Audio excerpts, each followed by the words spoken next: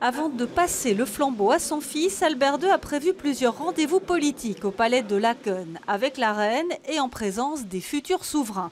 Ce midi, les 8 présidents de partis qui prennent part à la réforme de l'État avaient été conviés, avec les secrétaires d'État en charge des réformes institutionnelles et le Premier ministre.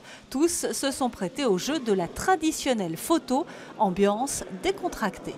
C'est une transition qui se fait avec l'accord de tous, l'accord du père, du fils, l'accord de l'ensemble du monde politique. Après la séance photo, place au déjeuner. Symboliquement, et c'est une première dans l'histoire de Belgique, le roi présente le futur roi, ici aux instances politiques. Suivront les premiers ministres qu'a connus Albert II, les ministres-présidents et le gouvernement fédéral au complet.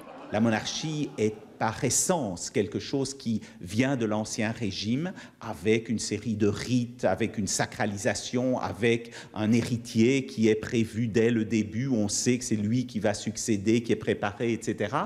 Et puis, il y a la modernité, un État dans lequel ceci n'existe plus. Et donc, il faut tenter de moderniser cette institution. Le roi Albert II et la reine Paola iront encore à la rencontre des Belges. Point d'orgue le 20 juillet. Ils participeront avec les futurs souverains au bal national dans les Marolles, avant le jour J, le 21 juillet.